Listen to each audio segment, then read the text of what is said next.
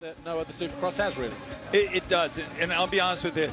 This, watching freestyle motocross, and this goes back to growing up with Travis Pastrana, or at least near Travis Pastrana.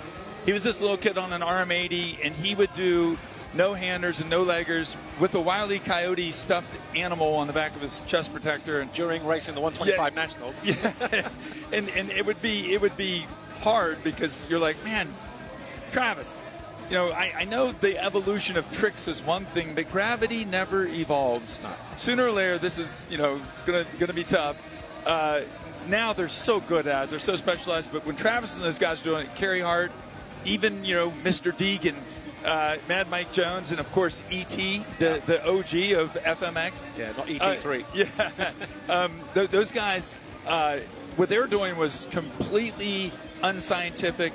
There was no technique to it. It was get up in the air for that second and a half where you got zero gravity and do something. Yeah. And now it's changed so much. And I don't know if you've ever got to see Axel Hodges ride in person.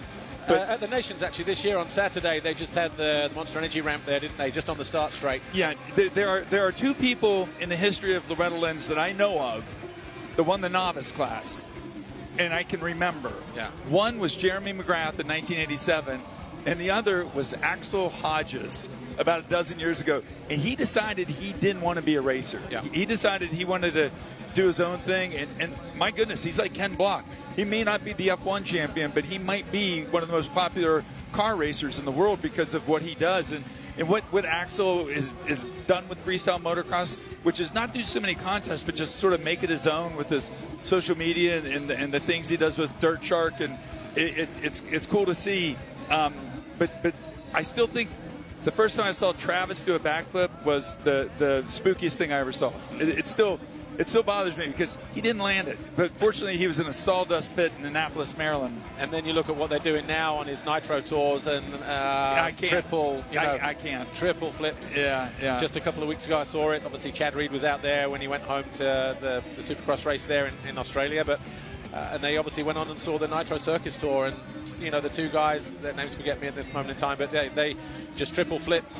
Seeing the rehearsals for it online and, to see it just on Insta, was like, dude.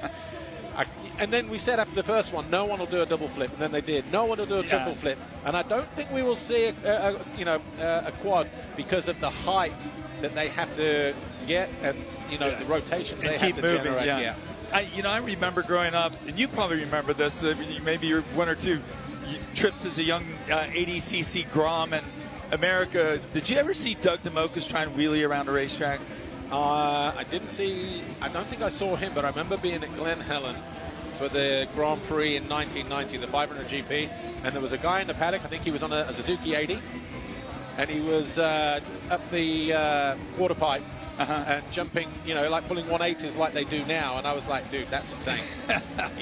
And that stuff is for BMX, and then obviously he was doing that. But going back to Axel Hodges, I think it would be fair to say Travis Pastrana set that benchmark for someone like him, to say, I'm a racer, I don't need to follow that racing career, and obviously, Deegan as well, Absolutely. You know what's funny is if you'd have told me in, let's say, 2000 that Travis Pastrana was going to be a Hall of Famer one day, I'd have said, well, yeah, of course. Yeah. But if you'd have told me in 2005, I'd have said, no way, he's done. Yeah. But what he's done with his career on his own path, the things that he does, not only with the Nitro Circus, but the things he does in rally, the things he does in speedboats now. Have you seen that? Yeah. It's incredible. I don't think that he was ever hit the place where he was doing front flips like that. We had not evolved, when he was in his freestyle heyday. Again, it's not unsettling, but it's scary. Yeah, it's not like, you don't need to be sitting there, thinking, I wonder what happened.